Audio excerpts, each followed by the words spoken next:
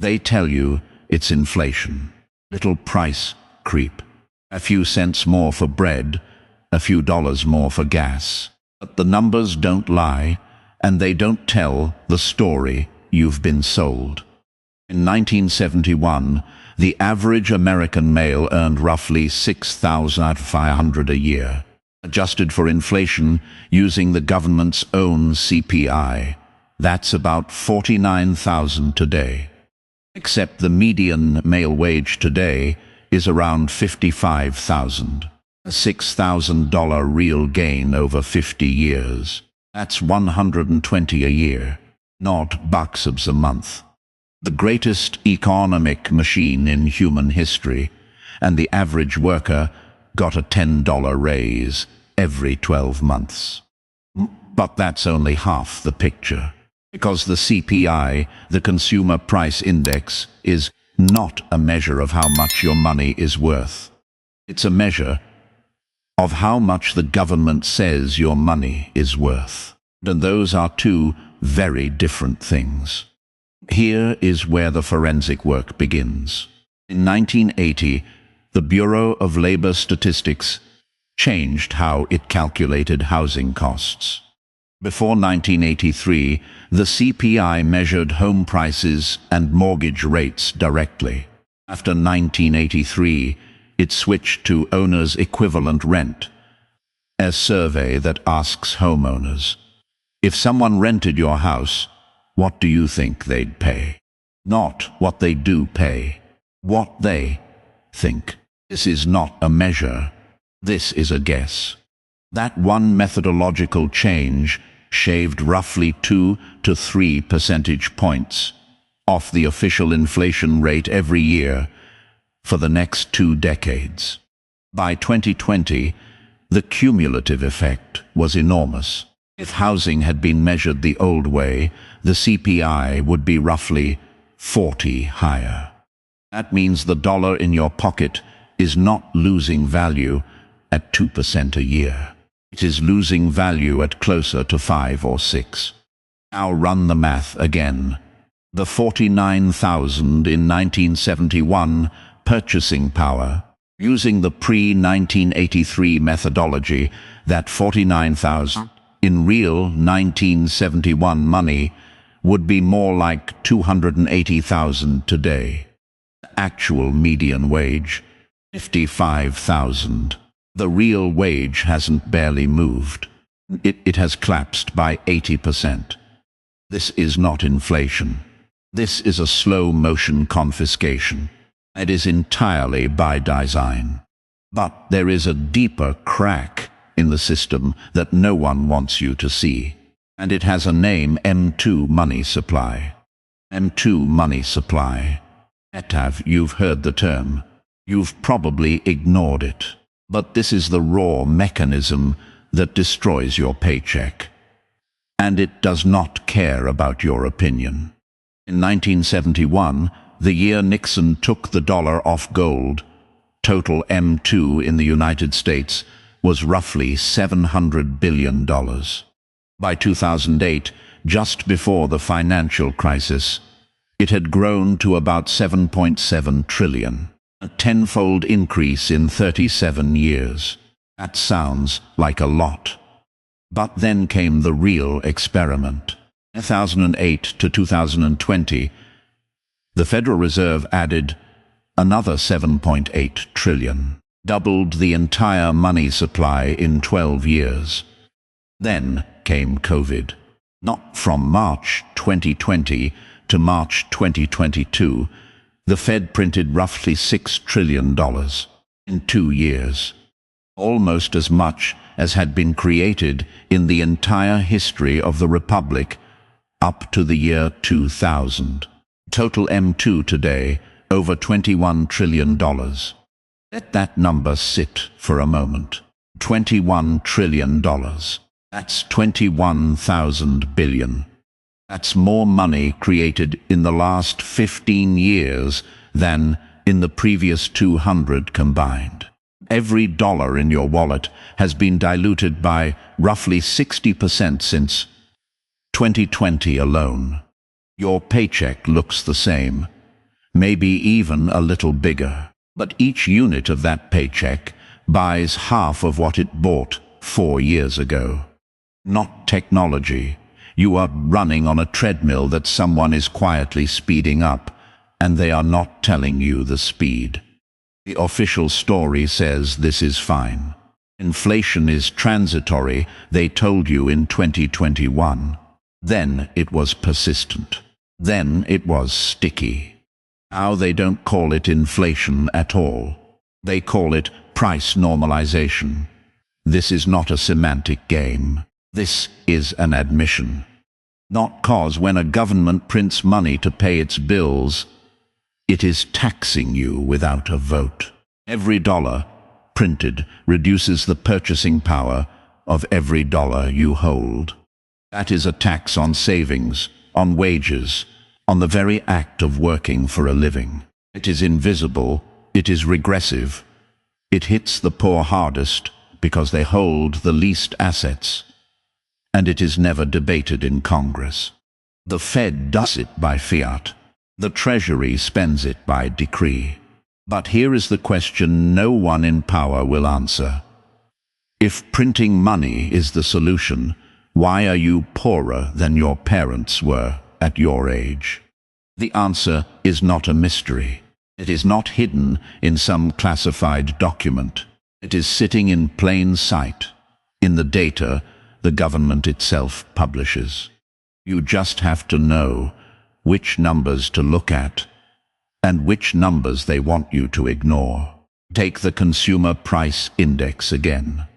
The headline number, the one that makes the evening news, is CPIU, all urban consumers. That number has averaged roughly 2.5 per year over the last 30 years. But that number is a lie by omission, because it excludes food and energy. Food and energy. The two things you cannot live without.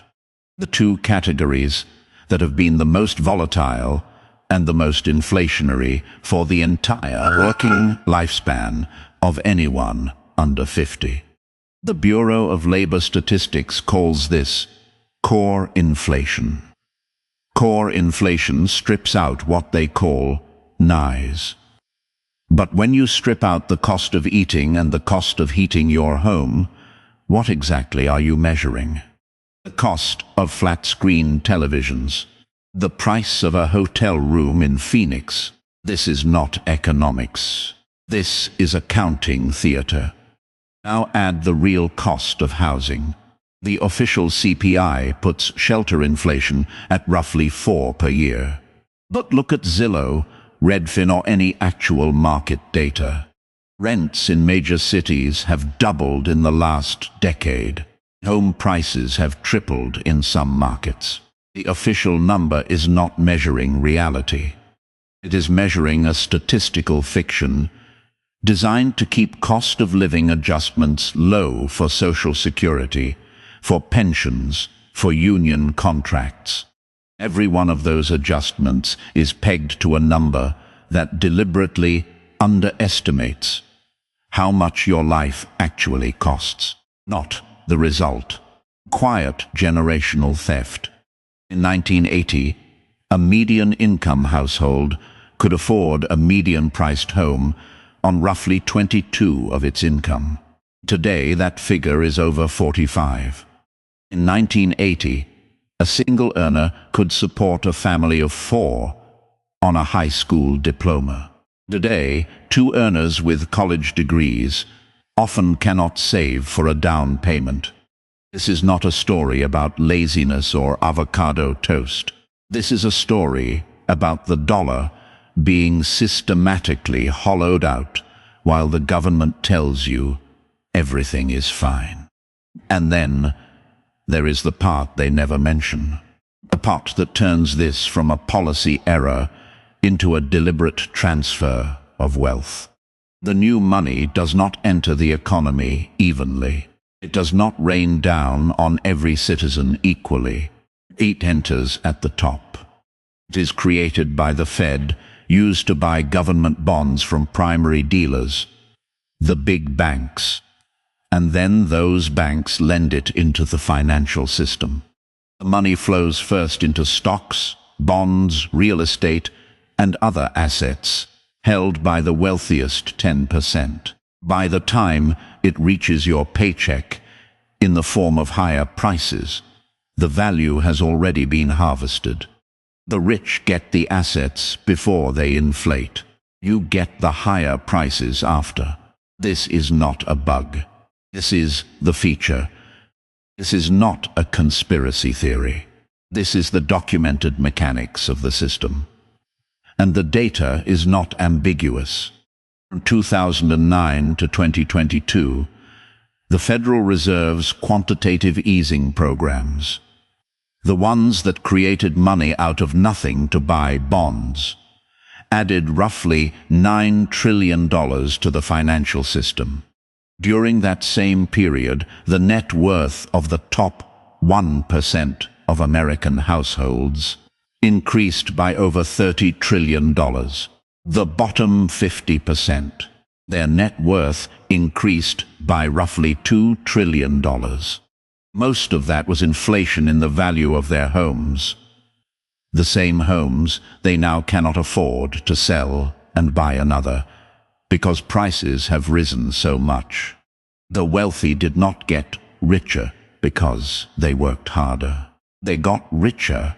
They got richer because they were standing closest to the money printer, and the government handed them the keys. Now look at what happens to your paycheck in this environment. Your nominal wage goes up. Every year or two, you get a raise. Not a 3%, maybe 4% if you are lucky, or if your boss is desperate. That raise feels good. It feels like progress. But if the real inflation rate, the one that includes food, energy, and actual housing costs, is running at 6 or 7%, your raise is a pay cut. You are losing ground every single year. A technology. And the government's numbers tell you that you are gaining. This is the psychological trap. You feel poorer, but you are told you are doing fine. You see the numbers on your bank statement going up, but your standard of living is going down. You blame yourself. You think you made bad choices. You think you should have bought Bitcoin, or invested in tech stocks, or gotten a better degree. But the system was rigged from the start. By Toll written. The rules were written so that the person holding the printing press always wins, and the person holding the labor contract always loses. And the really dark part, the people running the system know this. They have known it for decades. In 1978, a Federal Reserve economist named William Nordhaus published a paper on the political business cycle, argued that incumbent governments have a systematic incentive to inflate the economy before elections, creating a temporary boom that voters reward, then deal with the consequences after they are re-elected. The paper is dry academic language, but the conclusion is stark. Inflation is not an accident. It is a tool of political survival. Fast forward to 2023. The Fed raises interest rates to fight inflation. Official narrative is that they are trying to protect your purchasing power. But look at what they actually did.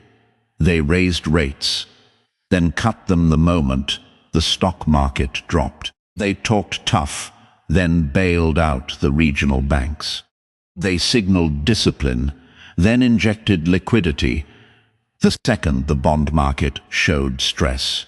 The pattern is unmistakable. The Fed will do whatever it takes to protect asset prices. Your paycheck is not an asset. Your paycheck is the cost of their experiment. And the experiment has a name. It's called the wealth effect. The theory, promoted by Fed officials for decades, holds that if asset prices rise, Stocks, bonds, real estate. The people who own them feel richer and they spend more money. That spending drives economic growth. The growth creates jobs. The jobs lift wages. And eventually the benefits trickle down to everyone. That is the theory. Was technologent, not was persuasive. And it was wrong. Because the wealth effect only works if the wealth is broadly distributed. Not 90 of the new money goes to the top 10. The spending does not create a broad-based economy. It creates a luxury economy. It drives up the price of private jets and beachfront condos and art auctions. It does not drive up the wages of the people who build those jets and clean those condos. The money pools at the top and never reaches the bottom. And that is exactly what the data shows. Of 1989 to 2022, according to the Federal Reserve's own survey of consumer finances, the inflation-adjusted net worth of the top 1 grew by over 300. The bottom 50 grew by roughly 60. But even that 60 is misleading, because most of it is the inflated value of the home they live in, an asset they cannot spend unless they sell it and rent, which would put them at the mercy of the same inflated housing market they are trying to escape. Your paycheck buys less because the system is designed to transfer value upward. It is not a malfunction. It is the operating logic of the modern financial system. And it has been running for 50 years. Now the supporters of the system will say, but low inflation is good. The Fed kept inflation low for decades. You are cherry-picking the bad years. They are partially right. By the official measure, inflation averaged 2.2 from 1990 to 2020. That is low by historical standards. But that is also the point. The official measure is the one that excludes food, energy, and uses owners' equivalent rent for housing. When you measure inflation the way your grandmother would measure it, the cost of a loaf of bread, a gallon of gas, a monthly rent payment, a doctor's visit, the number is not 2.2. It is closer to 5 or 6 per year, every year, for 30 years. And here is the devastating arithmetic. At 2 inflation, prices double every 36 years. At 5 inflation, prices double every 14 years. That means a 25-year-old today, earning a starting salary of $50,000, will need to earn $100,000 by age 39 just to contain the same standard of living. By age 53, they will need $200,000. And if their wages grow at the historical average of roughly 3 per year, barely keeping pace with official inflation, they will fall further and further behind with every passing decade. This is not a prediction. This is math. This is the arithmetic of a currency that is being systematically debased. And the people who designed this system are not stupid. They knew exactly what they were doing. In 1996, Alan Greenspan, then chairman of the Federal Reserve, gave a speech in which he openly worried that the official inflation numbers were overstating the true cost of living, argued that the CPI was too high, not too low. That speech was used to justify changes that lowered the official inflation rate even further. The result was lower cost of living adjustments for Social Security recipients, lower tax bracket adjustments, and lower wage growth expectations for the entire working population. Greenspan was not wrong about the methodology. He was wrong about the direction. The CPI did not overstate inflation. It understated it. And it has been understating it for so long that an entire generation has been systematically impoverished without ever knowing why. They tell you inflation is under control. They tell you the economy is strong. They tell you your wages are rising. And every number they cite is built on a foundation of statistical sand. The real story is not in their press releases. It is in your bank account, in the growing gap between what you earn and what your life costs. It is in the quiet, grinding sense that no matter how hard you work, you never seem to get ahead. That feeling is not a feeling. It is a fact. And it has a cause. The cause is the dollar. The dollar is not a store of value. It is a tax.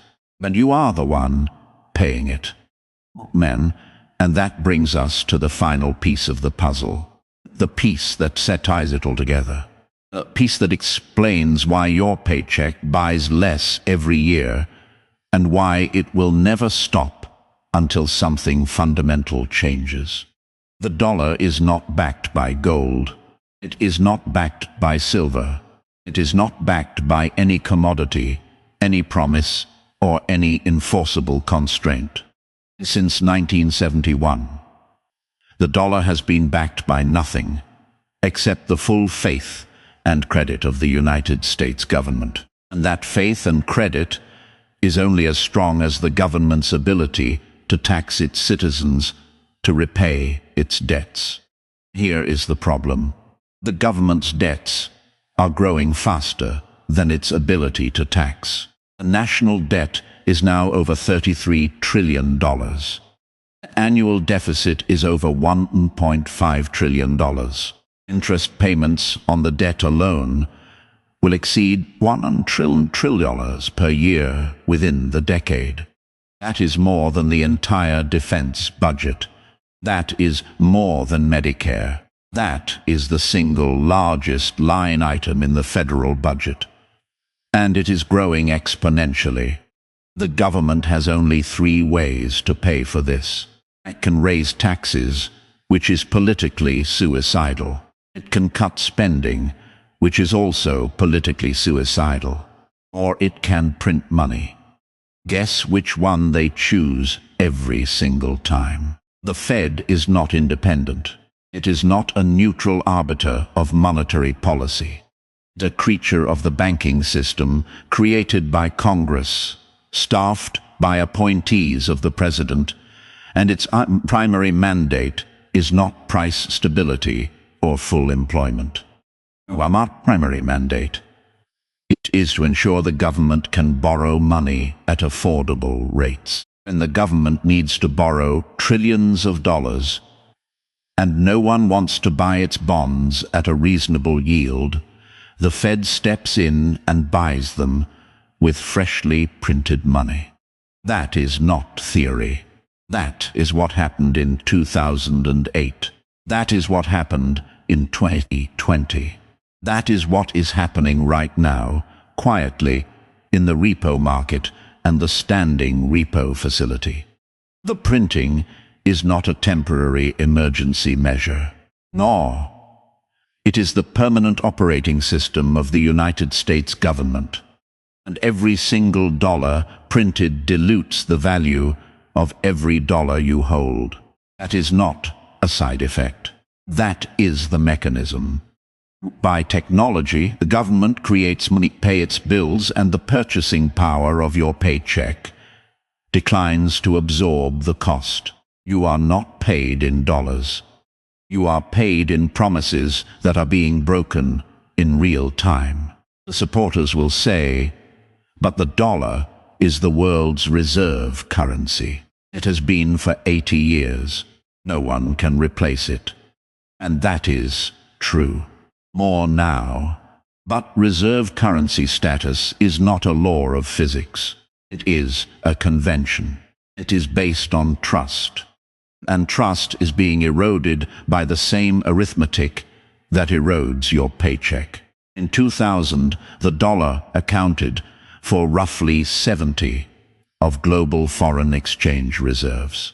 By 2023, that number had fallen to 58%. Central banks around the world are diversifying into gold, into other currencies, into digital assets. The trend is slow, but it is steady and it is accelerating. Every time the United States uses the dollar as a weapon, sanctions, freezes, confiscations, more countries decide they need an alternative. The dollar's dominance is not eternal. It is conditional. Technology. And when that condition breaks, the printing will accelerate. Not by technology, because the government will not be able to borrow from the world at low rates. It will have to borrow from itself. The only way to borrow from itself is to print even more. The spiral feeds itself. You will be told that this is alarmist. You will be told that the United States has always managed its debt.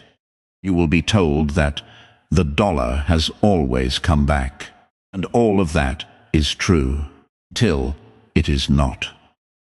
You do not have to wait for the collapse to see the damage. The damage is already in your paycheck. It is already in your rent. It is already in the cost of your groceries, your gas, your health care. The system is not failing. It is functioning exactly as designed. It is transferring value from the people who work to the people who own assets. It is taxing you without representation. And it is doing it with your own money.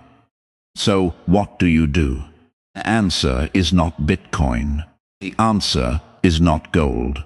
The answer is not moving to another country or hoarding canned food in a bunker.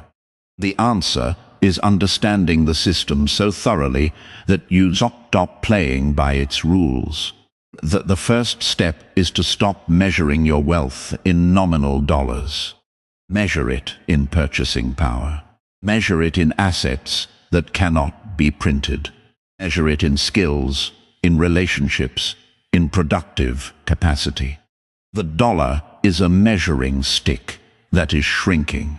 Do not measure your height with a shrinking ruler. The second step is to recognize that the system will not fix itself. People running it benefit from it. They are not going to vote to cut their own paychecks. The only force that can change the system is the collective refusal to accept its premises. That starts with understanding. That starts with this video. The third step is to demand better numbers. Demand that the government measure inflation the way it used to. Demand that cost of living adjustments reflect real costs. Demand that the Fed be held accountable for the erosion of your purchasing power. The system will not change until it is forced to. And it will only be forced to when enough people understand that it is broken. Not collapse, ledger. History has the answers. I will show you where to look. This has been the story of why your paycheck buys less every year. Not because you are lazy. It is not because you made bad choices. Because the system was designed to transfer your purchasing power to people who own the printing press, not by technology. And until you understand that design, you will keep running on a treadmill that someone else controls. If this gave you a new perspective, hit subscribe. Collapse ledger. History has the answers. I will show you where to look. And if you want the full forensic breakdown of how the Fed's money printing machine actually works, the mechanics, the numbers, the dates, the names, click the video on your screen right now. It is called The Money Printer. How the Fed created $6 trillion and made you poorer. That video is the companion to this one. Watch them together. And then ask yourself, who is really benefiting from the system you are working for?